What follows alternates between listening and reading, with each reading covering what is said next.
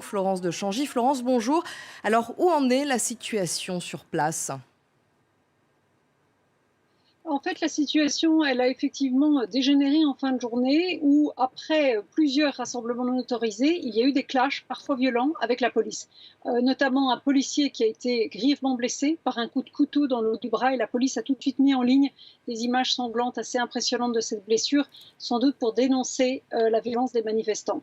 Elle a indiqué, comme vous le disiez, avoir arrêté 180 personnes, dont 7 seraient coupables de l'un des nouveaux délits prévus par la nouvelle loi sur la sécurité nationale. Donc, globalement, pour cette journée, il y a eu plusieurs rassemblements de taille moyenne qui sont restés calmes et quelques scènes de heurts, avec notamment des pavés déterrés des trottoirs et l'un des principaux axes de l'île de Hong Kong, Hennessy Road, qui a été bloqué pendant plusieurs heures. L'association des journalistes de Hong Kong a dénoncé une nouvelle fois l'agressivité des policiers à l'égard des journalistes présents sur place pour couvrir les événements. Plus tôt dans la journée, ce qu'on avait vu, c'était pour la première fois la police brandir des nouvelles banderoles d'avertissement aux manifestants qui faisaient cette fois référence directe au texte de la loi de sécurité nationale, qui est donc entrée en vigueur dès sa promulgation hier soir à 11 heures.